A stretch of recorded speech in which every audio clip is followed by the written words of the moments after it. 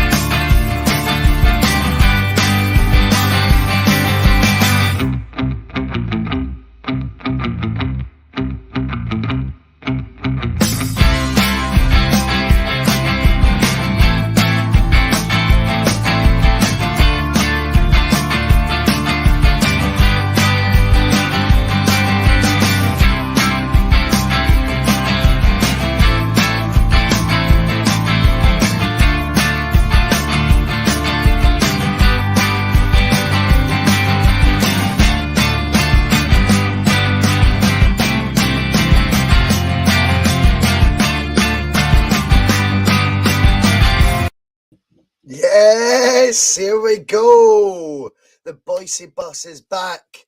It is the T.N.F, the Thursday Night Forum. I am joined by the face of the T.N.F, Mr. David Logue. How the devil are you, my man? Hello, boys and girls, ladies and gents. How are we all doing? Are we all ready for what's happening this weekend, Bhoycie? You know what I'm talking about. Oh, in the green corner, we've got a fight to go to on Saturday. Oh, it's a slobber knocker. It is going to be a slobber knocker. I'll just be watching in the background because I'm too scared to get involved with that.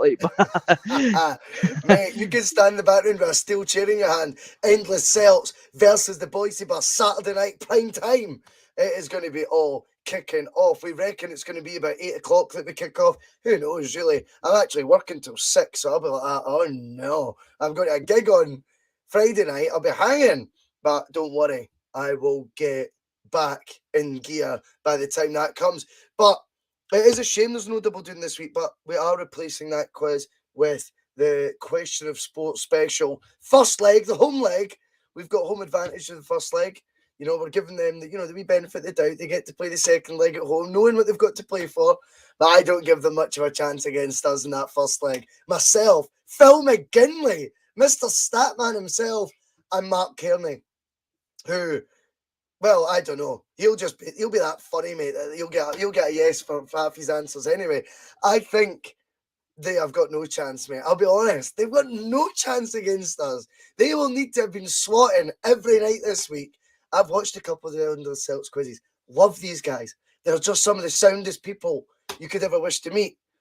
But fuck me, they are not in our league, mate, when it comes to this knowledge and memory fucking nonsense that we have. So we are looking forward to it. And Phil McGinley is digging the tracky top. Thank you, my man. Transition comes in. Hello, lads. The bus is the place to be. I'm awfully glad that you think that, Transition. And do you know what? A lot of people are telling me right now they're enjoying the bus. I'm delighted with that. It may have been the close season, but we have never been busier. And that is what we intend to keep doing. As I said the other night and I announced, we are going 7 days a week from the start of this season. There will not be one day without Bhoycie Bus. patter without a Bhoycie Bus episode. If not some days, there might even be 2. Dale announced on Twitter today that he's bringing over his My Celtic story to the Bhoycie Bus, and what a joy that is. You've seen the love he was getting on Twitter today, David, as well. I think Dale going round the bus passengers is a really, really cute way of doing this, because obviously everyone that's been on the bus as a contributor, like of yourself, no one really knows your background. And I think right now, I mean this in very, very minimal terms, by the way, but as everyone's profile sort of, raising because they've been more frequently on the show and things, I think imagine then Del Boy getting that 1 hour with you, hitting you with all your favourite Celtic, you telling him all your favourite Celtic stories, memories, etc. That will be class, and it'll allow the viewers to get to know the bus team a wee bit better, and there's no one better to do it than Del. And to be honest, I'm actually a wee bit flabbergasted that he wants to, leave the Celtic Supporters podcast that he created, which was so successful. I had guests like Alan Thompson on there, Tommy Sheridan, and he wants to be a member of the Bhoycie Bus. And see, to be honest with you, we're all equals on the bus. When I say member, I mean a colleague, someone we work with, but I am chuffed for that, and that is exciting news. Talking of exciting news, David, the T.N.F is going to be growing and expanding slightly going forward. Sorry if my mic's really loud, by the way. I seem to be able to hear myself really loud tonight. Is it too loud? No, you're fine. I was Is just it checking. I didn't alright? have I was checking. I didn't have an echo coming from my phone there, No, but no. I can't see an echo. But we are going to be looking, obviously, David's became the face of the T.N.F, and we like that. And what we're going to be doing is, maybe not from next week, but maybe the week after, we're going to turn this into maybe an extra guest on there. And then as the season progresses, because we're on 7 nights a week, I don't want folk to get even more sick of my daft face, my stupid hair, my dulcet tones. I don't want anyone getting too sick of that. So there may be Thursdays that David, the face of the T.N.F, takes the reins, sticks the keys in the ignition, and drives the T.N.F himself with a couple of guests. So really looking forward to all this exciting stuff on the Bhoycie Bus. But first and foremost, remember, hit subscribe if you've not already. Hit the like button. If you're feeling really generous, share it. If you want to become a Bhoycie Bus member, like Sean the Mac, look at that wee logo beside his name, like Phil McGinley, like Dan Breen, like Donny Boy, like Gary Brown. If you want to become a Bhoycie Bus member, I have put it to the lowest possible amount on YouTube, $1.99 for the longest possible time that you can do it, which is a month. It doesn't give you anything exclusive apart from a few emojis. What it does do, though, is helps the channel. Now, in exciting news, David, which you've already seen, so obviously we've had a few adverts. Obviously, we've been able to do that. We've had the benefit of doing that in the Bhoycie Bus now for a few months on YouTube. Luckily for us, because we passed certain thresholds. Obviously, the money is minimal, but it's been building up a wee bit. What we've done, as I promised at the very start, as I told you, because I do tell the truth, believe it or not, I will reinvest it to improve the product that you guys are all watching now. I don't make any bones about it. I am a man of very modest means. I'm also trying to save up to buy my first place and stuff like that. 34, just picking up the ball, you know what I mean? But there's more to it than that, obviously. But anyway, right. So, so basically, with the monies that have been earned so far on YouTube, I have bought a brand new top of the range microphone and a proper decent webcam, and that is just from YouTube. So it's all organic, because it's organic learned. I've got no financial backer behind me. I've not come from like, what's that saying? Silver spoons and all that shite. This has all been made by you guys just by watching the Bhoycie Bus, just by being a member. All these wee things have allowed myself to be able to improve the output, and I've reinvested every penny back in to the Bhoycie Bus, and I hope, guys, that will then pay dividends and you'll be happier with the overall product that we do produce come the new season. And as I say, it's going to be a 7-day-a-week season for the Bhoycie Bus. So, you need to raise the bar sometimes, David. Do you know what I mean? But first and foremost, mate, other than how the devil are you, in terms of Celtic this week, obviously we're going to pass this over to the passengers. We like them to drive the bus. But what I will say about Celtic is they are going to be looking likely to have another signing in the door. It's not Jota just yet. Although, let's get one thing clear. In the Logue is a new feature, right? So, whilst last week you told us You told the world I told the world. Celtic will announce the new strip in the morning and announce the signing or signings in the evening. We didn't get the double whammy, but we did get Cameron Carter-Vickers, which is a huge moment, David. Now, this week, what is in the log this week, mate? We need to know. I was just as shocked as everybody else was. I got loads of tweets and messages about that. I remember I actually put in the group chat. It was getting to about 5 o'clock, and I said, if they announce Carter-Vickers or Jota just now, if we're getting the know, it's in the log. And literally maybe 45 minutes later, that little CV thing came up, and I about died. I was like, oh my God, it's actually happening. I've actually been right for once. I think I'd been saying in the group chat as well that I think they were going to space out they're going to space out the transfer announcements. They want to let us digest, because this isn't the Carter-Vickers one. That was a big one. That's an exciting. Remember, I disagreed with you. Remember that? I said I thought that they would announce, if they were going to announce the signings, they would do it in the kit. And you pushed back, and you are right, mate. Sorry, I'll let you carry on, but it was interesting, eh? Yeah, however, like what we do on the Bhoycie bus is we push back, but we don't push back for the sake of pushing back. Like we'll give our reasons why. We're not just saying things for controversy or just to. No. Oh, well, hey, Bhoycie, like you say something today, and I'll just disagree with you because I'll be good. I'll be good for the entertainment value. Like we'll put out what we think, and we'll put out why we think it, and I'll happily be challenged on it, and there's always a possibility that I might go, well, actually, I never actually thought about it that way. And I think after I put my point across as why I think they'll do it, you nodded away and said, that's a possibility, and as it transpired, it was right. What I think is going to happen is, because Carter-Vickers was such a big signing, and it was between him and Jota, we wanted them done first, right?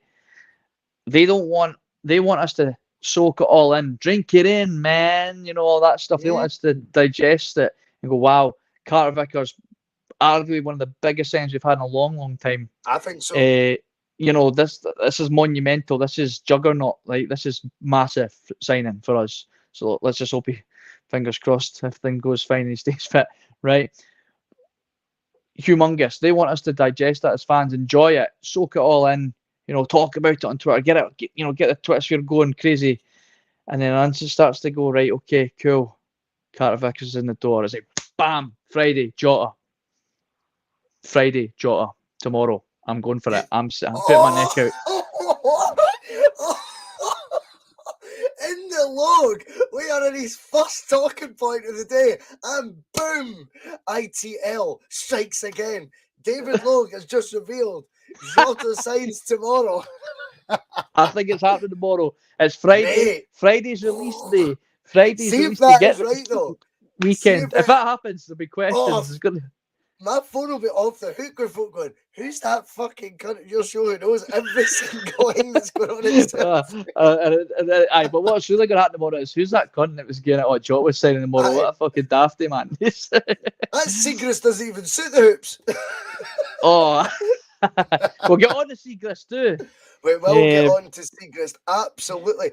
Loads of brilliant comments coming in. Everyone seems to be in really good spirits again today. I love this. Justin Studley, not seen your name in a while, mate.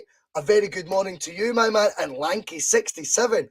What a big name to become the latest new member of the bus. Hail, hail, Lanky, mate. Brilliant to have you aboard. As always, you don't need to be a member, of course. I seen Kieran's comment. Kieran, don't you ever worry about that, mate. As I say, everything's always going to be free on the bus. It's just a wee means of support. If you want to do the membership, don't you worry about that, my man. I know lockdown impacted many people. If I still had my previous business during lockdown, I'd have been completely bankrupt, mate. So, no, brilliant just to have you on board. Listen, I really Kieran, do. Listen, Kieran, the biggest way you can support anything is just, for example, for the Bhoycie buses, just watch the show and enjoy the show and like and share. That's the big support. I run a business as well, and a lot of people say to me, I'd love to come to your shop, but I can't afford to, or I can't get there. I was like, look, mate, just give us a wee follow on Facebook, give us a wee like, share our page. That spreads the word of my business. Just, it's more than enough. So don't ever feel like you're not supporting enough by not Aye. paying towards anything. You being watching us right now is more than enough. But thank you for it. And Aye, look where the bus is man. heading with it. It's just amazing, mate. It's just amazing. Scott Cameron's already in now, David. He wants to know your lotto numbers. ITL, does it stand for in the lotto? Who knows, mate? Who knows? I don't play the lotto, mate, so maybe I should start. There's loads of legends in tonight. Kaylee Galt's just arrived. And we always will say, our only, so far, female contributor on the bus, Danielle F, we know is in hospital right now. The amount of comments you see in the bus chat, by the way, all asking how Danielle's doing right at the start. It just shows you how nice people can be. People are kind, mate. We are the bus of positivity. Everyone just seems to replicate the good vibes. And Danielle, as always, we are wishing you good vibes from the bus. I dropped you a wee text earlier just to make sure you were doing all right as well. And you just see the amount of comments asking. I think it's really, really nice that. But we must crack on. We must crack on. Not because you're not important, Danielle. Celtic's just that wee bit more than I'm liking. Let's talk Celtic. Just a smidge. Just a smidge. Just a smidge. The Logue exclusive, says Mark Kearney. So the judge is in the house.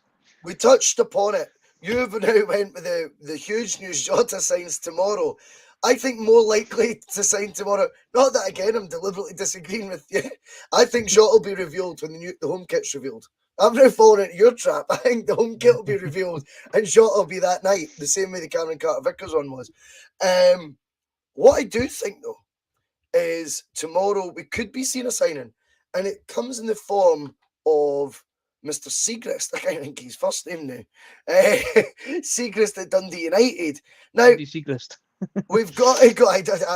Now we've got to go with the Celtic fans on this one. The overall opinion I'm seeing, and particularly from the bus over the past few months, this guy has been touted as a potential signing for us, has been very positive. I haven't seen enough of him to have an opinion, either yay or nay, but I always think Celtic fans are pretty good judges, and I think we're always pretty honest that if we didn't think it was good enough and it was a step down and it was a needless signing, we would call it as that. But the vibe seems to be very, very positive. Brian Galt, though, asked the key question, David, and I'm not trying to put this on you because probably, like me, you've seen very little of him to have that strong an opinion. But the point is very important. Will Segrist push Hart for number one? Now, whether we know much about him or not is kind of actually irrelevant.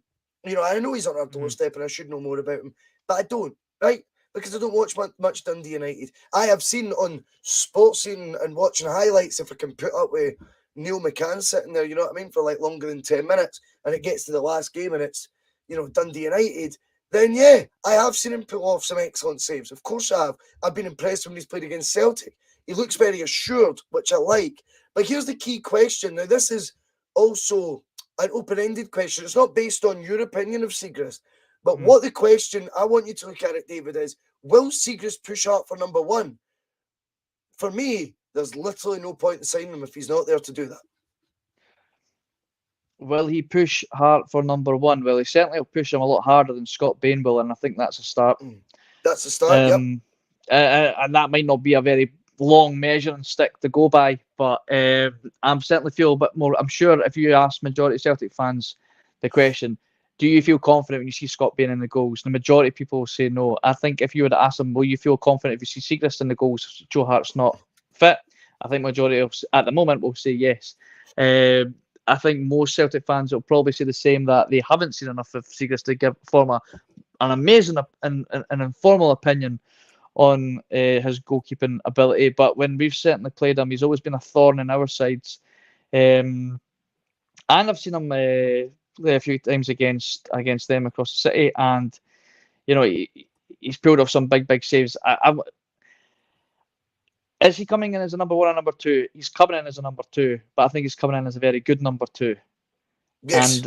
And I think he's also not coming in to just be the number two in his mindset. He's coming in going, I'm coming for those gloves, Joe Hart. Whether it's because you're retiring and getting a bit slacker or whatever in the next couple of years, or it's a case that I'm going to show hands and training that I'm going to be your number one. David, how important is it for you that? How important is it that we do move on from the likes of Scott Bain? I don't mean this as a personal attack on Scott Bain in any way, shape or form. But for me, Scott Bain knows being number 2 at Celtic is he's doing all right in life, you know. He signed a new deal last season, I'm sure, as well, Scott Bain, believe it or not. So he knows it's quite a cushy career. How important, though, is it, firstly for Celtic, right, that we've got a guy who, when they sign, like Siegrist is likely to, that his mindset is, and like, this is great, or Mr. Postecoglou, whatever he calls him, I ain't signing here, by the way, like, to be your backup goalie. I'll take his gloves. Watch me. By the end of the season, I'll be your number 1. How important is it that whether they come in at number 2 or not, that when they come in, they have the mentality, like you're alluding to, they are taking that jersey. I think that's fundamentally important, and I think it's a shift, if I'm completely honest to you, from what Scott Bain actually represents and replicates on the bench. Scott Bain, for me, is I don't mean this disrespectfully, but a happy sitting number 2. I There's want Scott Carson. an unhappy, upset, frustrated, raring to go number 2 that thinks he's better than the guy in between the sticks on Champions League match day 1. That's what I want. And do you think, if that is the case with Siegrist, that is definitely a good sign for Celtic, isn't it? Ange wouldn't sign him. Ange wouldn't sign him if he didn't think he was hungry enough to try and take the gloves off Joe Hart. Like, Ange he's made it pretty clear. He doesn't just sign people on their ability. He signs them on their personality and their hunger for the game. If he's got a hint or a whiff that he's coming here just to pick up a paycheck and he's quite happy to be the number 2 ahead of Scott Bain, but never really got ahead of Joe Hart, then Ange is not. What's the point in signing him? That's pretty much guaranteed. That's what Ange is thinking. What's the point of signing you if you're not interested in being our number 1 goalkeeper? Don't come to Celtic if you don't be number 1. Right. So, you know what I mean? You know, like, whereas Scott Bain is our Scott Carson. I could see Scott Bain here to be 45-year-old and just picking up a paycheck just because we need to have 3 goalkeepers. And I think Scott Bain. See, the thing with Scott Bain, right?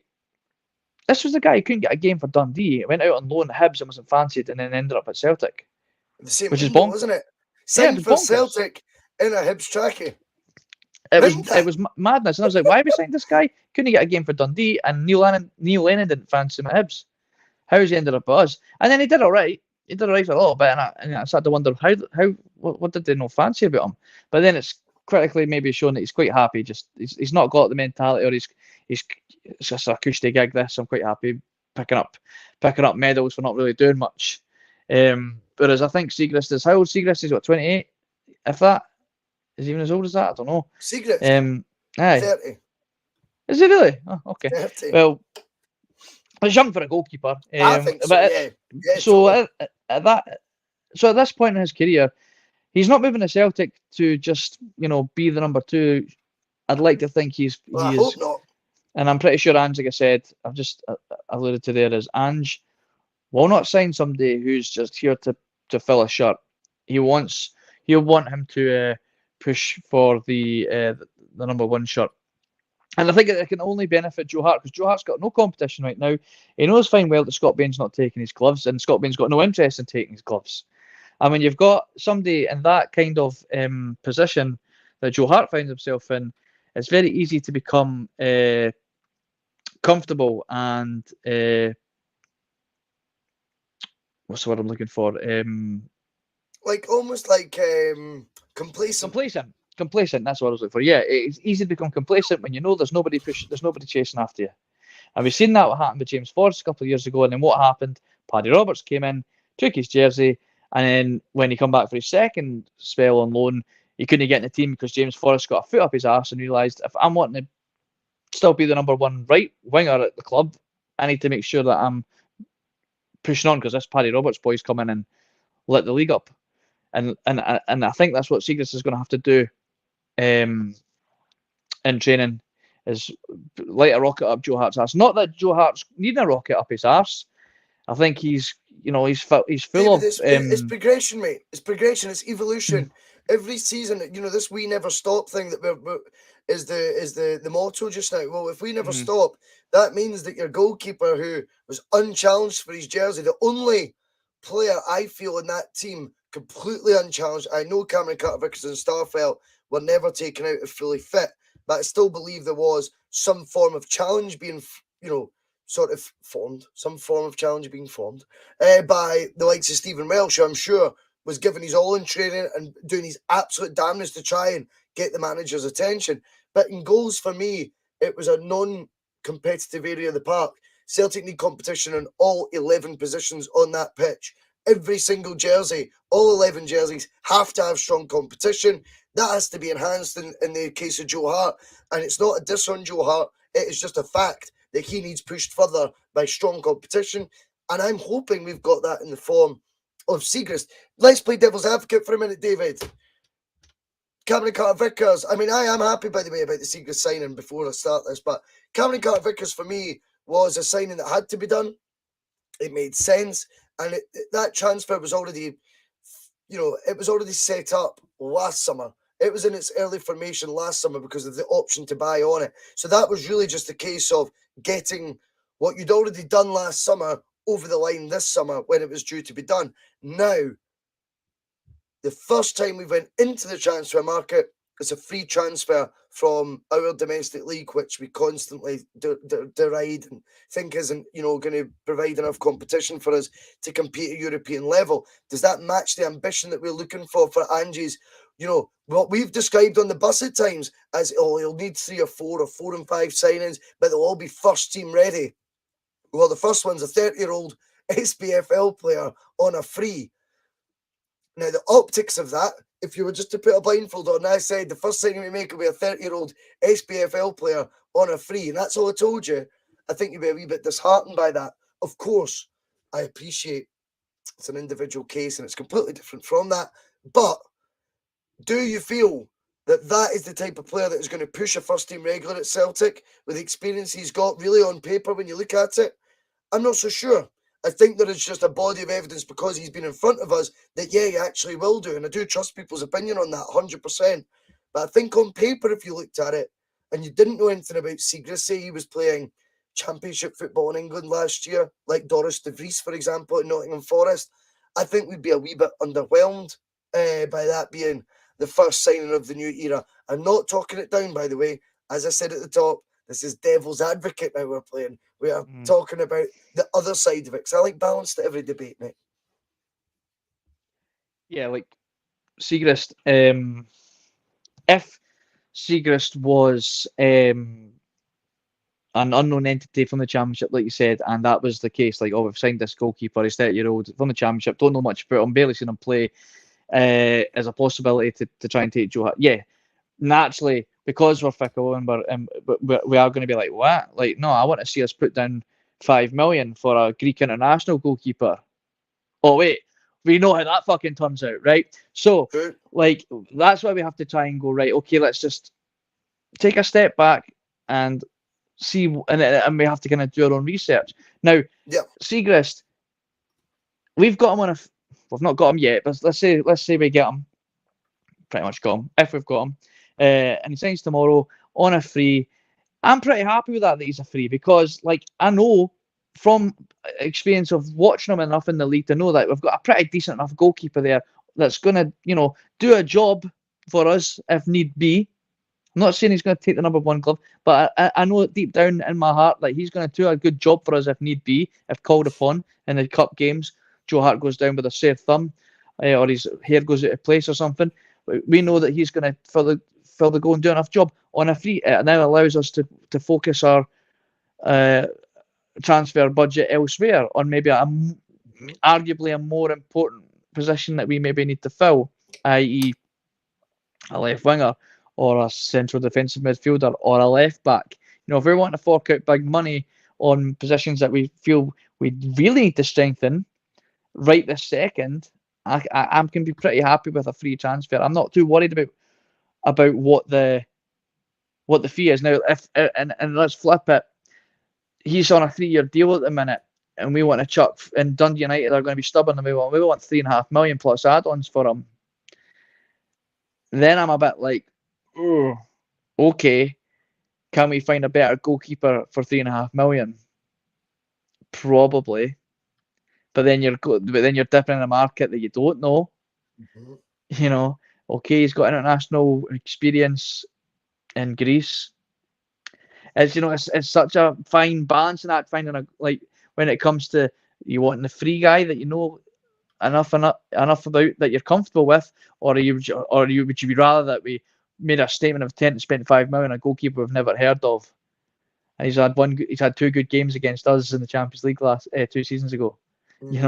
It's finding that what would you rather have, and I personally I'm pretty comfortable with the free transfer by the goalkeeper I've seen be a pain in the arse for that against us for the last 3 seasons. It's interesting with goalkeepers in Celtic, you know that, because we talk about Scott Bain, and I by the way share the view that Scott Bain being back up to Joe Hart, and imagine Joe Hart breaks a finger, something like that, in training or the pre-match warm-up before we're at home to PSG, and it's Scott Bain going goals. I would panic slightly. No disrespect again to Scott Bain, I don't mean it too overly nasty. I would generally be quite upset by that. Yet, under 2 different managers, both Brendan Rodgers and Neil Lennon, he was preferred to Craig Gordon, our current Writers' Player of the Year in the country. And that was 4 years ago. How interesting is that? In that same season, not only Brendan Rodgers, he believed that Craig Gordon wasn't good enough for these feet, fair enough. But Neil Lennon doesn't really give a shit about that, yet he still opted for Bain. He never went back to Craig Gordon, which I would have thought would have been a stick on. So Scott Bain at some point has had pretty good stock. In my memory, he also was capped at least twice for Scotland and looked like he was going to be the number 1 for Scotland. Now, though, when you hear his name being associated with fixtures such as a PSG at home or away, whatever it may be in the Champions League, we all kind of go, I don't know about that. I'm not quite ready for that. I actually think we need better than that. And there seems to be a real faith that a guy at Dundee United who's 30 years old now has only been on the radar, shall we say, for the last 24 months. I'm not quite sure wherever his career's been. I'd seen Lankhead said in the comments that apparently he's been at Aston Villa at some point. He certainly wasn't in the first team. Now he's like elevated to, no, he will push him. As I say, I don't know enough about him, so I'm not naysaying this signing in the slightest. In fact, I do trust the feedback I'm getting that seems to think it will be a good one. But there's a few bits of food for thought there, David, in terms of, why is it that Scott Bain naturally gives us, and myself included, a wee bit of fear if it was to be him thrown into a Champions League game. But when you look at his actual track record at Celtic, he was entrusted to be the number 1 ahead of the current Scotland number 1 4 years ago, Craig Gordon, the current Writers' Player of the Year, Craig Gordon. He was and that was by 2 managers. Brendan Rodgers, a top manager. Neil Lennon also.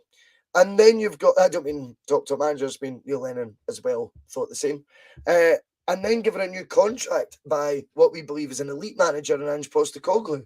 So there's something that's not quite, something doesn't make sense to me with the Scott Bain thing, albeit I'm as guilty as anyone of having the same fears that I think seems to be right across the fan base if you were to remain number 2 going into a Champions League season. Why, though, is a guy for Dundee United who's got not really a career of note so far, at 30 years old, so he's obviously quite late to the show, why is it that he's been held in such high esteem? Again, it may well be based on what people's eyes are telling them, and it's what they've seen. They've been to Tannadice away. They've watched him in the flesh, and they've went, do you know what? He is a keeper. They've watched loads of more sports scene than me, right to the death, and they've went, do you know what? He's a keeper. That I'm just asking the question. Do you know what I mean? Scott Bain is almost our equivalent of England's Joe Hart, and I'm not saying he was at the level of Joe Hart, but what it's like there's just something happened in his career that just isn't fancied, and it's like you don't. And you're right, he did have a really good spell. He said he was favoured over other goalkeepers by the likes of Brendan Rodgers and Neil Lennon, but we obviously don't understand. We don't really know fully what the circumstances behind that. De Vries was brought in to be Rodgers' number 1. That was made pretty clear off the bat. He was one of the very first signings. It didn't take long before Scott Bain ended up taking the gloves off him. Is that because Scott Bain didn't really have much of a competition and it was kind of best of a a bit of a lesser evil. Lesser of You the know, two evils. I lesser of the get two you. evils is that's the term I'm looking for. Hey, mate, I usually get them all wrong, by the way, so I'm buzzing I've just got one of those cliches Well, right. I know, well done. Thanks, you got my back, bro. So like it's a funny, like you say, don't become a bad goalkeeper overnight, and it's just. At least if you look at his stats, I'm not a stat man, but like I'm pretty sure if you put them side by side, it's not actually. He does put off a few good saves. I mean, there's just something about him, and I'm guilty of it too, and it's quite harsh. And I'm like, I really don't. That's deep down. I really want him to succeed. Obviously, everyone wants a Celtic player to succeed, but there's just a little lack of confidence in there, and that maybe just. And I'm not even funny, man. If I'm on the pitch and I've got 60,000 fans giving off a bit of a weary, nervy atmosphere towards me playing, it's gonna. Guys are human, eh? It's gonna affect his game, and it might just take a. I always kind of felt he maybe would have benefited going and playing elsewhere, but he's obviously quite happy, and like you say, it's happy to fill the bench. But going to your point about Ange is obviously giving him another contract. We don't know what kind of effect he has on the dressing room. He might be a really positive influence around the dressing room. And sometimes it's becoming a bit of a cliche now that Ange signs players and likes players that have a kind of character or mentality that, Yes. and he might not have the mentality that's to push for the jersey anymore, but he may have tools elsewhere that's useful for Ange. Yep. Being positive around the dressing room, picking up guys when they're down. He's got the experience. At the end of the day, he's got a fair few medals around his neck. Absolutely. And it's you can't buy experience, and we've No, not got totally. much left at the club that's of that ilk right now. With of the treble winning teams and the proper glory days that we've had in Totally, recent mate. years. There's very little of them left. And Yeah. if he goes out the door, and we are really down to James Forrest and Callum McGregor as our main trophy haul guys, so you don't know if that's maybe a reason why he's still here. He maybe has something else to offer that we just aren't seeing or maybe not appreciating at this moment in time. No, I think that's fair. Joseph McGonigal comes in. He's accusing me of a bit of snobbery. He thinks the fact he comes from Dundee United is not the issue. Snobbery. Dundee United. I was wondering what you were doing there.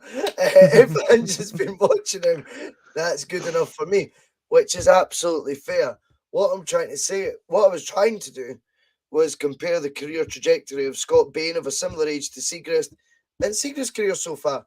Regardless of whether he's at Dundee United, I believe that by the age of 30, which I think Scott Bain may well be, or is about to approach, if Scott Bain's slightly younger, I think Scott Bain's achieved more so far in his career. Whereas Siegrist been the rest of his career was more the point I was making. I've got no issues if we sign players to Dundee United. Stuart Armstrong worked out all right. I suppose for every Armstrong there's a Chief J. But I've got no snobbery. No. It's not about snobbery. It's about going, why is the love-in towards Siegrist so high? When you actually compare what we've got and you look at their careers, I actually think there's quite a good argument for Scott Bain to say, actually, my career's a wee bit more impressive than yours.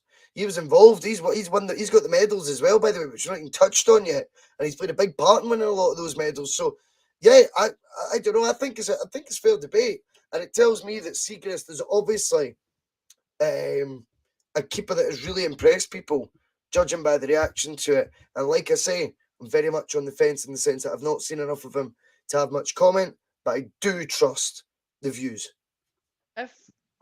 I'm sure somebody will be able to tell us in the comments. Has anyone from down south put any interest in Siegrist in the last 24 months? And that's a question that's worth asking. And another question that's worth asking is he an Ange signing, or is he a board signing? And we've not it's not even been questioned yet. Is he a Kyogo, or is he a James McCarthy? And It's a great question. you know, it's not even been. I've not seen anything online that's suggested that Ange has had high praise for Segrist and he's said I want him, or has it been a case of the board saying, well, you need a goalkeeper and he's decent enough in the league and he's free? We don't know, but we'll find out. We'll find out soon enough when Joe Hart goes off injured and Scott Bain or Segrist gets picked.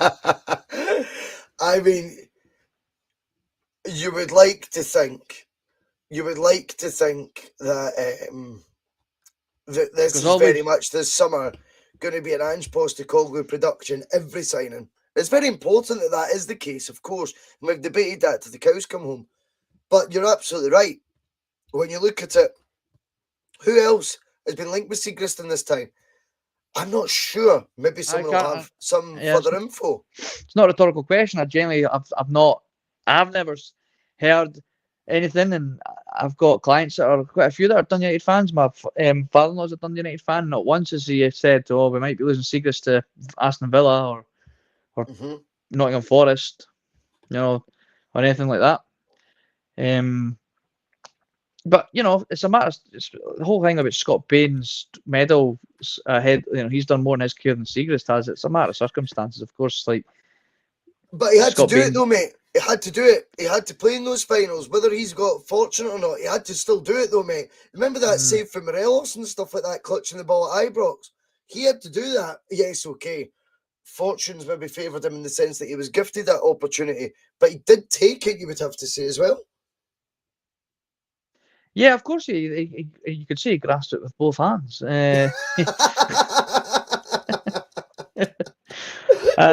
I'm here every Thursday from 9:30. No, you're absolutely right. I mean, I feel like the stars aligned perfectly for Bain. Like, I keep going back to, like, he went from Dundee, couldn't get a game with Dundee on loan, come back to Hibs, and ended up with us all in one window. And it's like, how the fuck did that happen?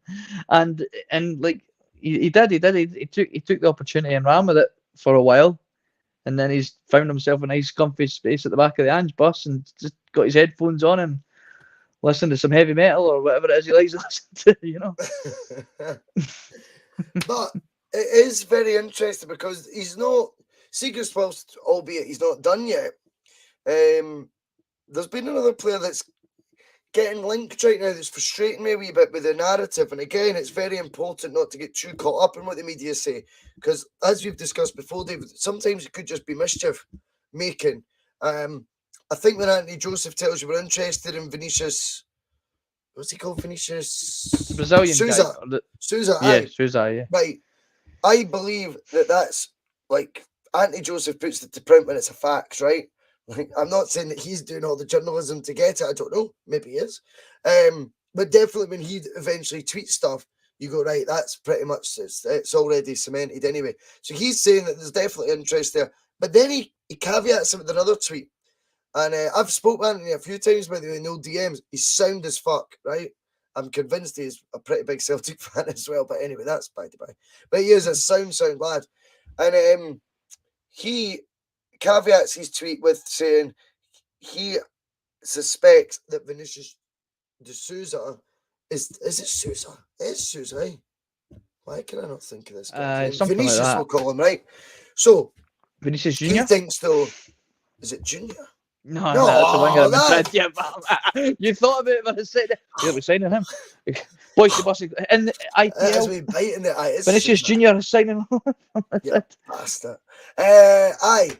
So the thing is with that, they reckon he might be looking for a more high-profile league and may well be stalling. Now, for me, if Lanky comes in and corrects us, Vinicius Sousa Thanks, Lanky. is even in the slightest having hesitancy about the SPFL or the Scottish League or things. To me, he's already guilty of the crimes that Ange just will not put up with. And that means it's a no. He will not sign if, of course, these speculated reports are true. Now, as I say, Anthony Joseph on one hand has confirmed Celtic's interest in him. And then, as as I say, sort of then put a tweet that follows it up, saying that he's got reservations. If he's got reservations, for me, he doesn't fit the profile of the players that Ange Postecoglou is going for, and that interest will die off. However, I'm not accusing Anthony Joseph of this in the slightest, because we all know, as I say, he is Celtic minded, right? So he's not saying it to stir the pot and, you know, or make this guy look like he's been put off. I would imagine there's a bit of, you know, there's a wee bit of substance to it. If that is the case, for me, already Ange will be on to target number 2 for that role, and that interest will dry up very, very quickly. If it is the case that there is a wee sense of, you know, to use the word that was thrown at me earlier, and I'm joking, by the way, because, you know, I'm not thin-skinned like some, you know, snobbery. If this Vinicius Souza is remotely thinking, SPFL, I'm not quite sure about that step, sound me. We're already looking at, you know, the other guy that we have on the list, you know? Do you know what I mean? We've not, yeah. So, I'm not so sure, right? I've got a feeling that's a bit of just agents being fucking agents. Can be the case, You know, of course. trying to drive up the price tag of a player. Let's face it, anything that comes out of Brazil, Argentina, South America, it's got a little bit of sex appeal when it comes to European football. You know, bit of samba. You know, we're getting a guy that's learned how to play football on the beach, all the tricks, all the amazing street football stuff that we all love to see in Brazilians and South American football players. It's just, and I think the agent's no daft, and he's like, you want to move to Europe, we'll get you moved to Europe, but we're going to get you the best. We're going to get you the best price. And obviously, and being his agent, he's also going to get a nice tasty wee paycheck for that. I think that, I mean, I don't even know if the boys even said that. You know, I mean, unless it's one of these ones, man. It's like we've all been there when you're weighing up a job. You have to weigh up everything. And of course, we are got our green tinted specs on, and he goes, "You're not. If you're even hesitant to sign for Celtic, then fuck off. No interested in you." This guy is a Brazilian player that's used to playing in nice sunny weather, and he's been right. Okay, Scotland, what's the weather like there? What's the pitches like there? Or I can maybe go and play and is it Fenerbahce in Turkey he's been linked with? You know, let's call a spade a spade. They're a big club in Turkey, and a nice hot weather that he's used to. You know, he's going to be weighing it up. And I don't think it's a case of whether he doesn't want to sign for Celtic because Celtic's not a big enough club for him or all that kind of stuff. There's going to be, like every human being, when they're looking at a job, they're just trying to weigh up their options. And I think we have to give the guy a little bit of leeway and allow him to figure out what he wants to do. And if it's a case of to do with footballing reasons that he's hesitant, then he can fuck off. You know, I'm not, but we shouldn't be. I don't want to just write off a player if he's as good as they're all saying he is. He's worth 8 million, blah blah blah, just because he's having a little bit of hesitation about the weather and the you know.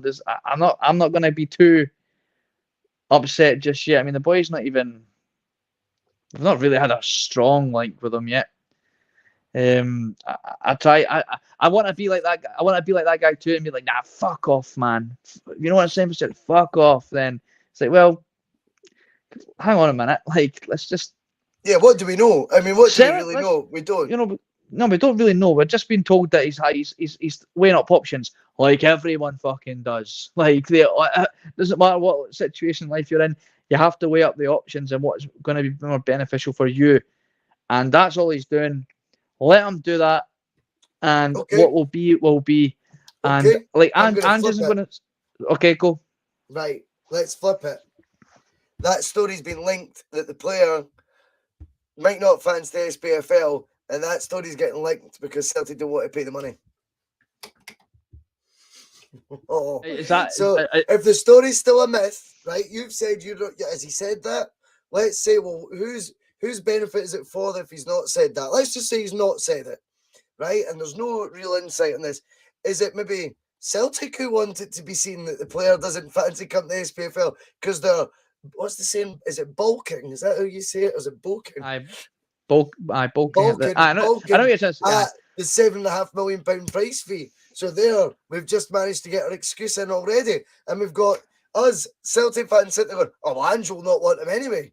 You know, I'm sure never Ange thought of fucking that. wants him. I'm sure Ange wants. If Ange wants him, he wants But- him.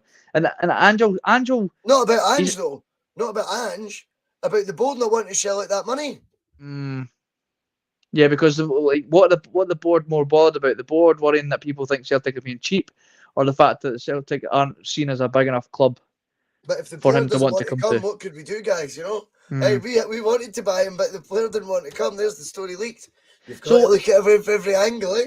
I read he was our option to buy. I read that we were looking at a loan and an option to buy again, but Fenerbahce were wanting to pay up front, and it was the club that he's at that's more trying to steer him towards Turkey because they'll get the 8.5 million up front, whereas we were like, well, we'll try before we buy again.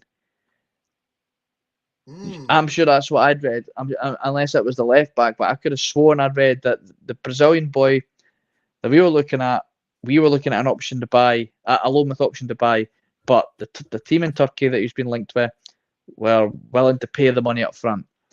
Yeah. That's what I'd read. Whether that was if that has any substance or not. And I was starting to see a lot of people getting a bit upset about the whole just this whole why are we just trying to loan him? We should be just trying to buy him. I'm like, well, look what happened last year with Carter Vickers and Jota. It worked out great. I like that way of us working. But if it's going to be a case of, well, you either buy him now or you leave it, then if Ange wants him enough, put the money down, and then it is just down to the player whether they want. We just have to. Yeah. Do you believe that fees like 7.5 million that's been quoted or banded about right now? I've spoke already, David. You know, even with yourself as well about. I actually like how the option to buy scheme seems to have worked for us really handsomely this summer.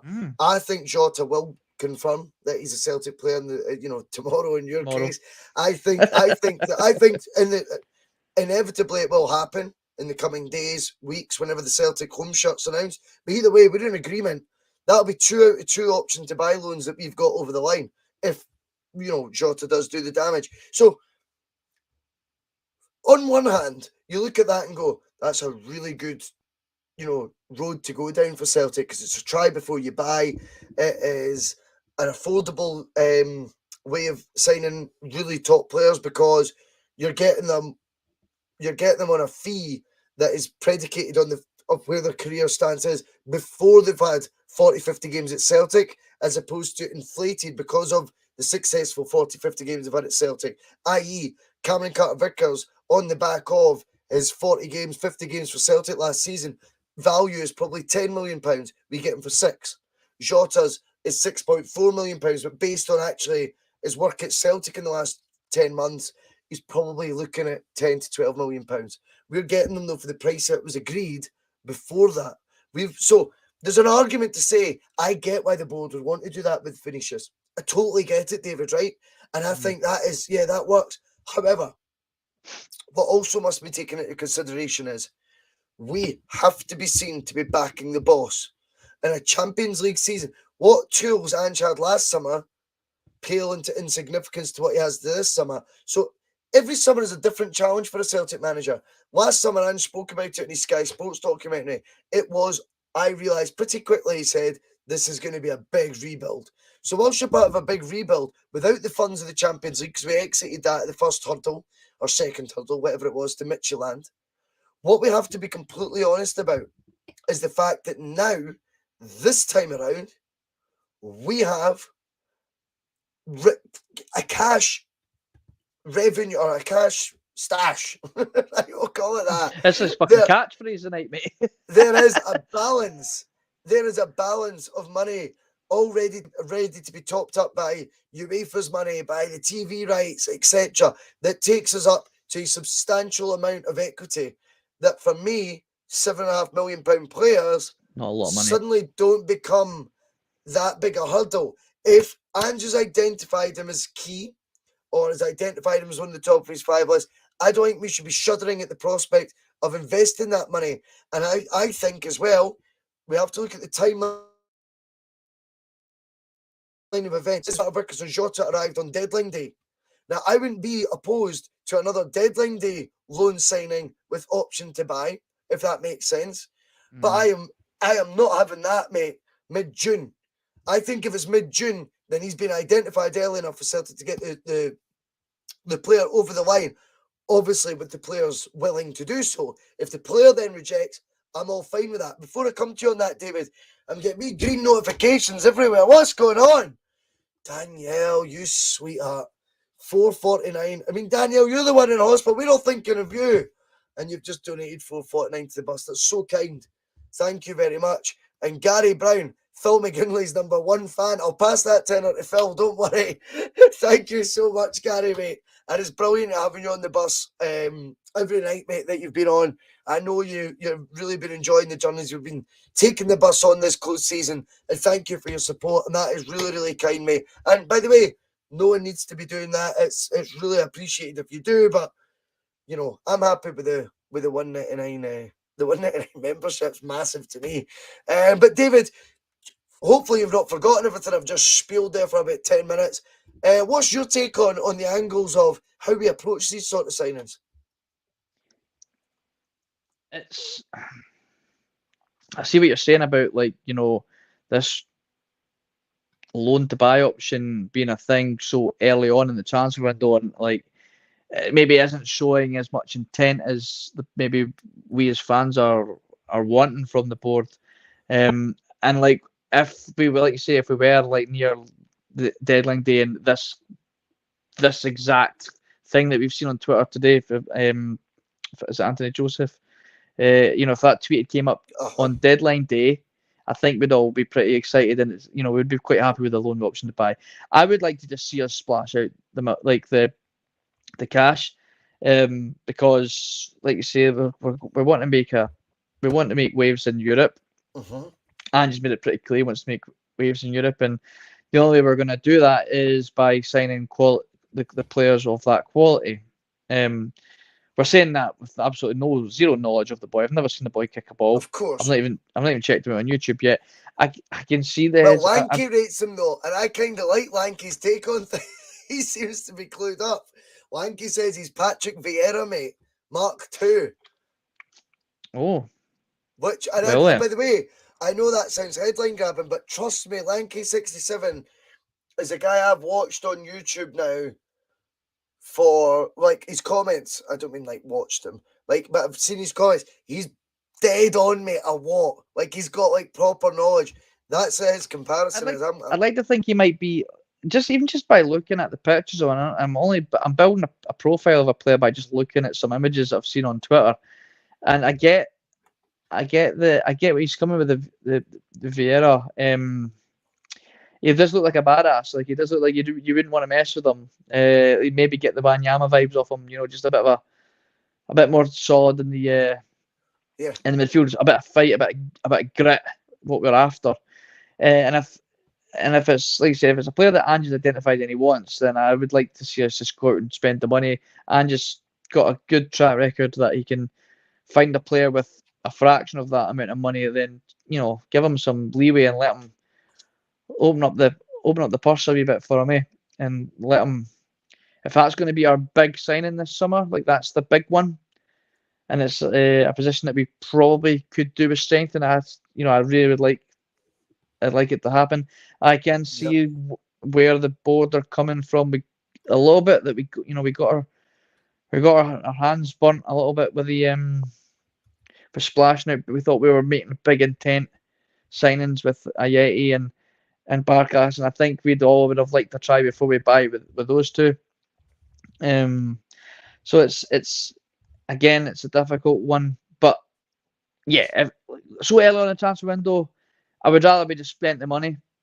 I think we're much more happy with that. It, like I say, shows intent. It shows that we're not messing around this season. We want to strengthen the key areas and be ready for a fight in Europe. And we are going to need a bit of more physicality in the middle of the park. And if that's the boy to do it, and he's got the attributes, the Patrick Vieira-esque that Lanky's talking about, then 8 million's not a lot of money in the grand scheme of things. We probably spent just as much as that on the old disco lights, and we've not managed to even see them used in the Champions League yet. So when you put it like I that. think that's fair. I think you're absolutely right. I mean, for me, this stage of the window, I'm looking for Angie's targets to get over that line. All right.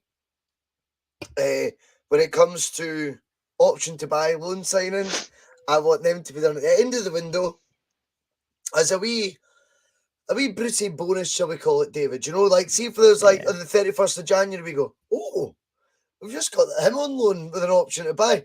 Didn't see that coming, but that enhances what Angie'd already very well assembled earlier on in the summer.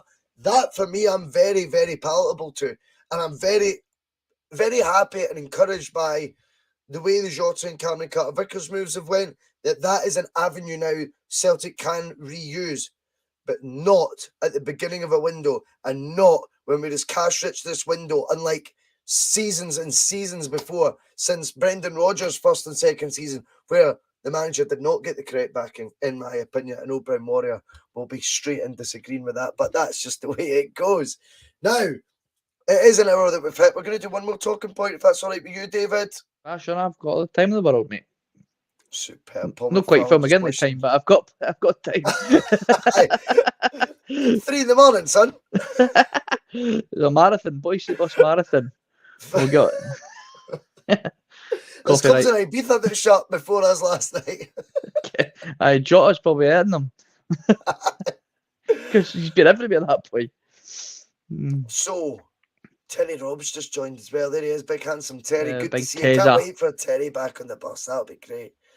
Stubbsy wants Well, to ask promo who'll have video. the best window, them or us. I mean, I think that is impossible to say right now, Stubbsy. We will, though, get there. We'll have I that don't want to focus on them. though. I don't We'll care have that what they do in the conversation. window. Yeah. Yeah, and Ange doesn't seem to care Sorry. about them full stop. No, you're fine, you're fine. Right. Let's get, what will we talk about? They'll do whatever they want to do. We just focus on, they can bring on whoever they want in. As long as we're, if they want to make marquee signings that cost them penalty shootouts and major competitions, then by all means bash on. All I'm focused on is who we're bringing in. Stevie Kenny, I hope you're enjoying your sherbets tonight, mate. Let's talk about sex, baby. Let's talk about Stephen Kenny. I've got Ryan McGinley in there. What a legend of a boy, by the way, Ryan McGinley is. I was watching him earlier. Top draw. I like his content on Twitter. I just recently followed him. He's funny. He's a funny guy. The Thunder thing, man. Like, they are the youth, mate. Like, they are brilliant at what they're doing, eh? Like, they're very top quality. It's very watchable. Very watchable. They make me feel old, the bastards. You know what I mean? I'm like, I don't even know how they're doing that. Like, I don't even know how you get these wee, like, clips up in that. But you know what I mean? Like, but Ryan's brilliant. He's asking about Bernaby and he's saying the YouTube clips look amazing. I'll be honest, I'll reserve judgment on it because I've watched wee bits and bobs, but I mean, sometimes, like, I always look back at it. Martin O'Neill Claxon, but I mean, what video clips are sent to him about Raphael Shite? Do you know what I mean? No, not to Martin O'Neill, sorry, to John Barnes. When we signed him, Martin O'Neill just looked at that Raphael Shite for 2 seconds and was like, see you later, I don't care if it costs 5 million. Get him out of here. And that was £5 million based on videotapes. It would have been VHS, Ryan McGinley. Do you remember VHS? Probably not. Scott Cameron, though, do we need a striker? And I think Kevin 14 was it that asked as well. Do we need to strengthen up top? Oh, no, it's Paul Gilston. Sorry.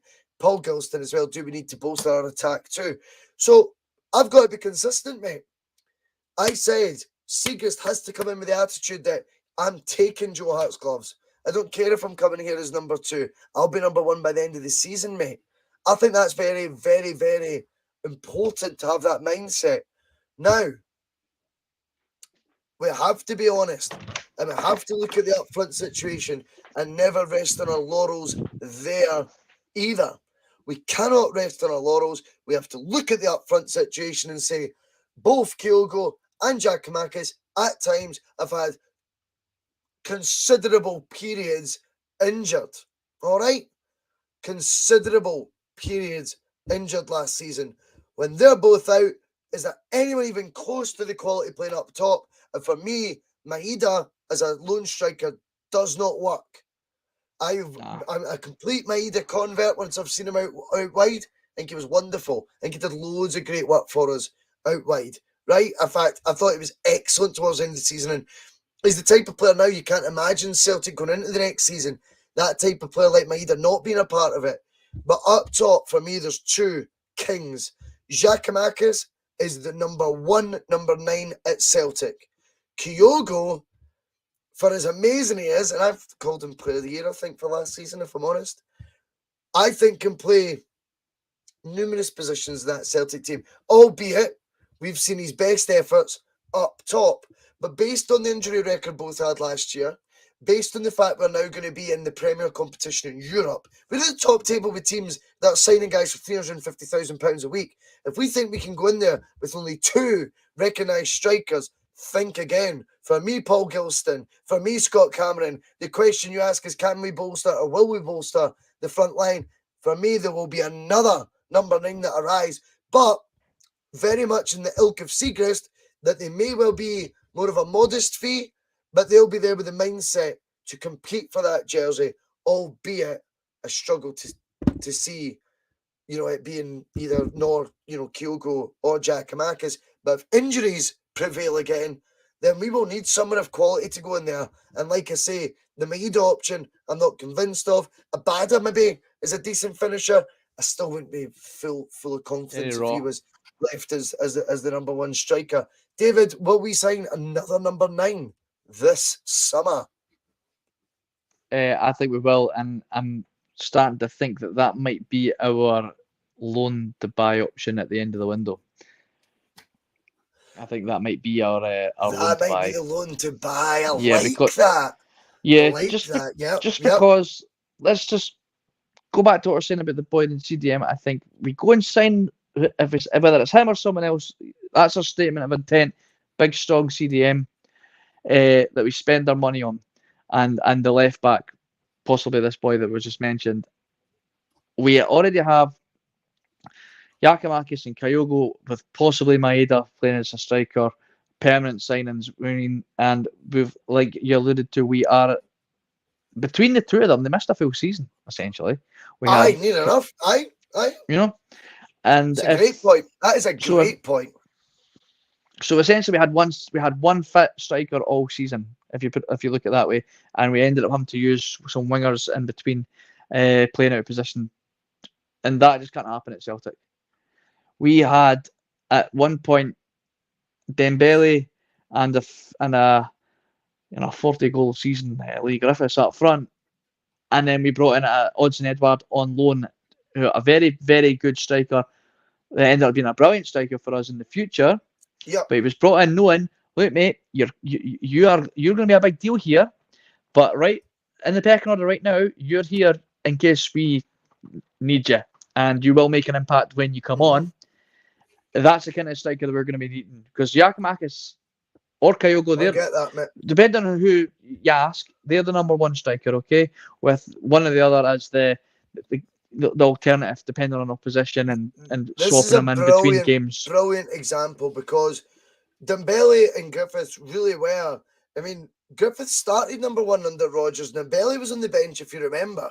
Yep. Initially, Dembele's first start, if I'm not mistaken, was his hat-trick against Rangers. So you look at that and you go, the next season, how do you improve that? How do you improve it?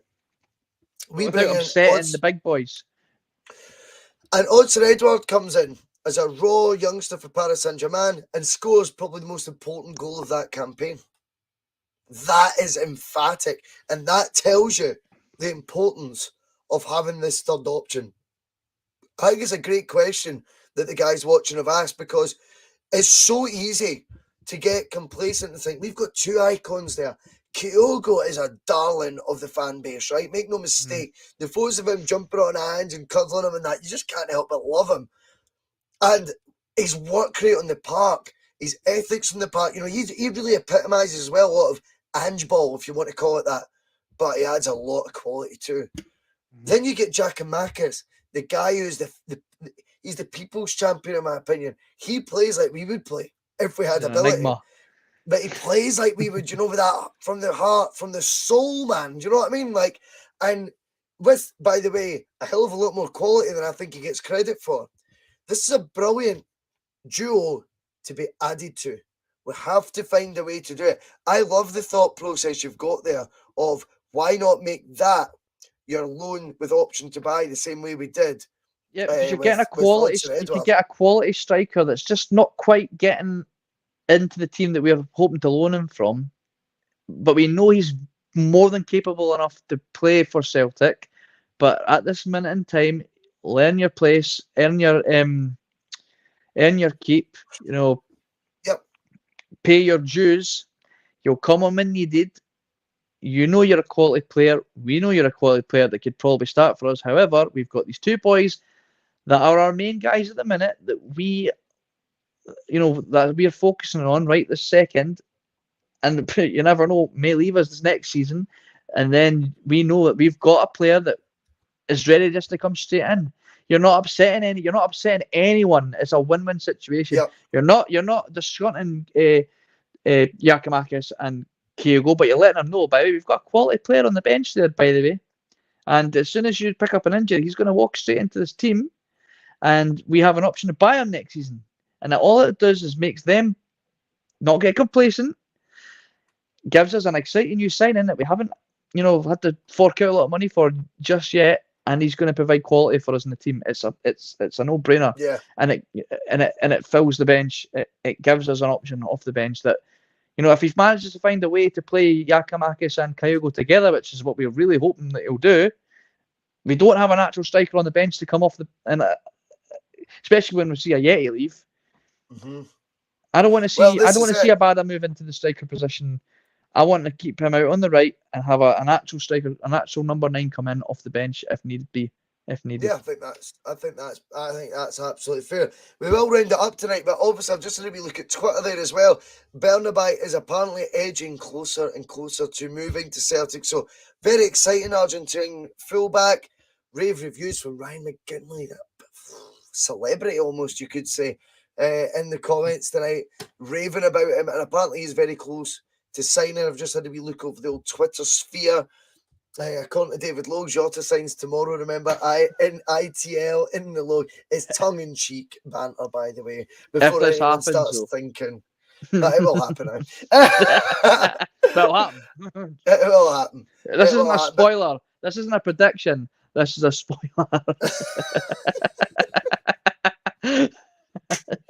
But anyway, that is the end of this week's T.N.F. Big thank you to David Logue. As always, mate, it's been brilliant having you on. As I say, this show will evolve as we near becoming a 7-day, night, a week podcast, which we will be in the new season. And I don't give a flying fuck what anyone says. This bass never stops. I'll leave you with the sounds of Chris Sutton. David Logue, take it easy, my man. Some of his comments about me deliberately trying to cause controversy. Well, I work in the media now, and you've got someone sitting there next to you who's an embarrassment to the media profession. He's an apologist. He's a charlatan.